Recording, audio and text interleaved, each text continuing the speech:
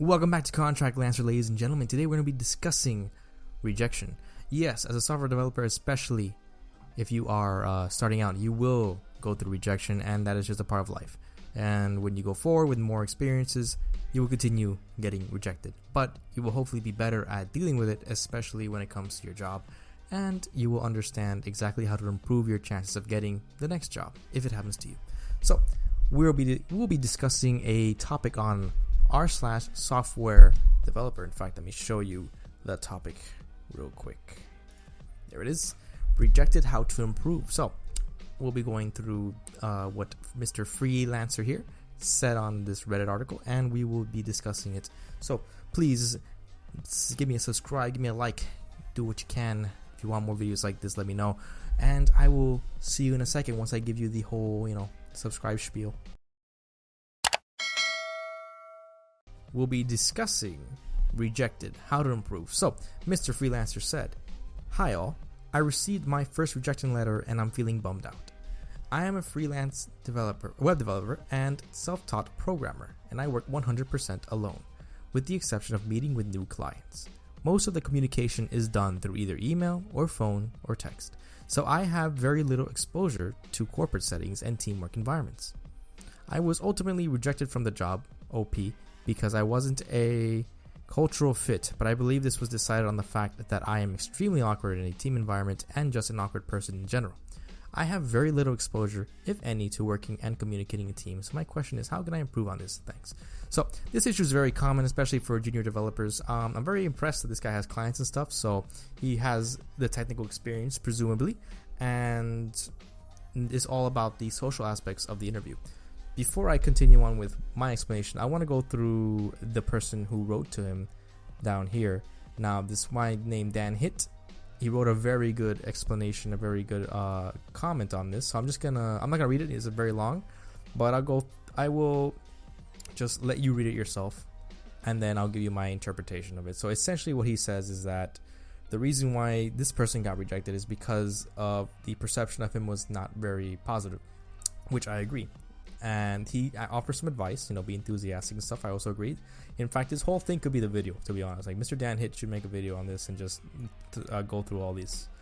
But really, that's all that's kind of the summary of what he wrote here. But I will give you my interpretation of it all.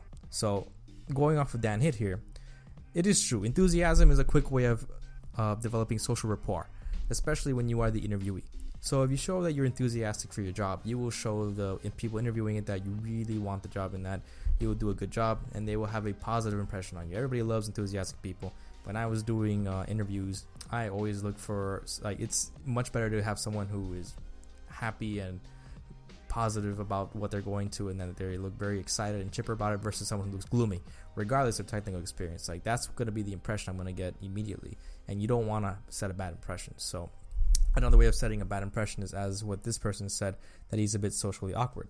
That is also going to be a major way of not building good repertoire with the interviewers, especially when there's multiple interviewers. There's two ways of handling this. So number one, you have to be better at social situations. So you might be nervous. It's understandable. You're always going to be nervous. You're just going to, even no matter how many times you do this, I get nervous every time I go for a job interview, but I know how to control it. I know how to come off as confident and stuff. Also because I have experience to back me up on it. But if you don't, and if you're starting out, then the best way you can get more confidence in these interviews is to simply do more interviews. So you're more, you feel much more in control of the situation when you do your interviews over and over again. It'll become more familiar to you. You'll develop better habits. You'll understand their patterns, because all interviews eventually go through a pattern of, they'll ask you personal questions, then they'll ask you some technical questions that you don't have to work out. You don't have to program or whatever. Then they'll ask you really technical questions, maybe even ask you to do some sort of coding programming exam, and then they'll ask you, for closing statements and stuff before you say goodbye, and then they judge. So that's how I see this. And yes, if you are awkward in the interview, this will diminish your chances. No matter how good you are unless you show something crazy technical experience that that the company's like, yo, we really need this person, then you probably won't be able to get the job on just that alone, because the other factor that the interviewers will be discussing with you is whether or not you'll be good for the team and whether they want to work with you, because most likely the people who are interviewing you are going to be the people who you will be working with. There'll be a team lead or it'll be the whole team. I've done both of them, where it's just a few of us from the team working to interview the possible candidate, and also alone. So when I went on the interviews myself, when I was the candidate, and I did a one-on-one, I had to build repertoire with one person versus many. So there are ways to handle this. If you're dealing with a one-to-many situation, that you're dealing with a group of people, what you want is to set like the best impression possible generally.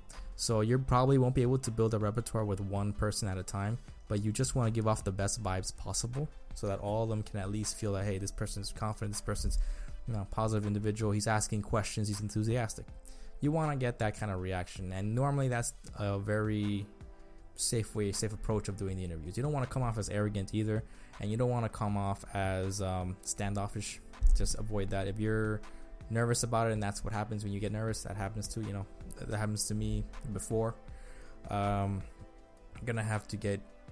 have to fight that feeling, fight that fight or flight response. That's what that is when you're in that situation. You feel cornered, and you have to just relax, take a deep breath, and then answer the questions truthfully without coming off as too nervous.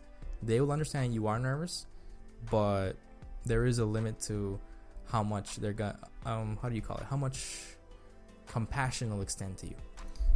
When it's a one-on-one situation, it's a little bit different. You have to build a repertoire with this one person. So you have to be able to build a relationship, in this context with the person who's interviewing you.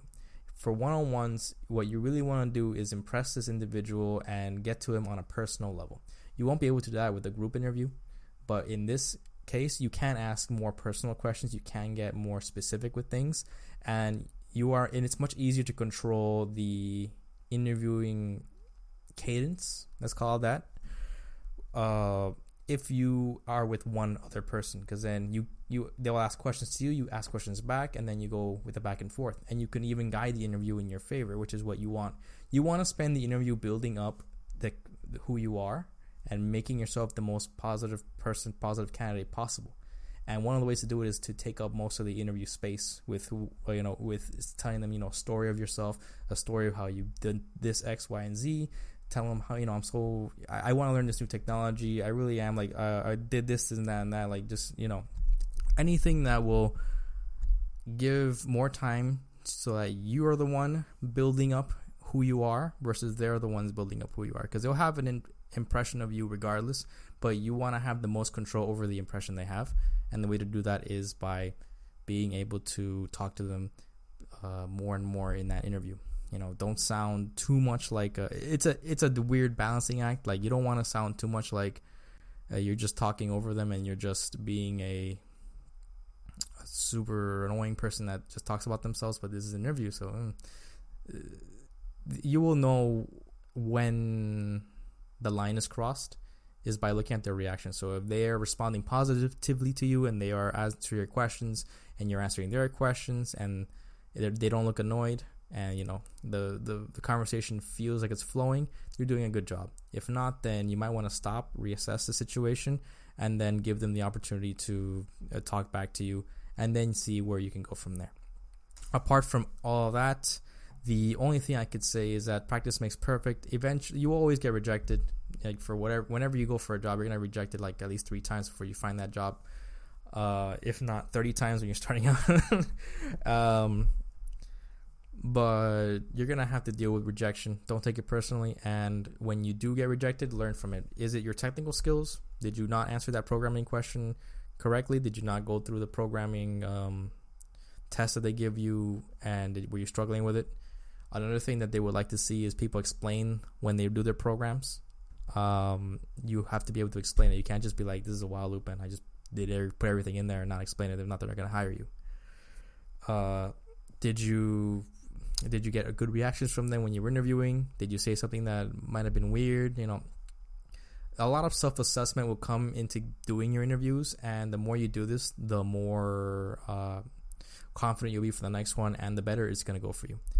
Eventually, you'll get there. So it really is just brute forcing the whole interview process. The more you get, the more experience you're going to get, and that's really all you can do.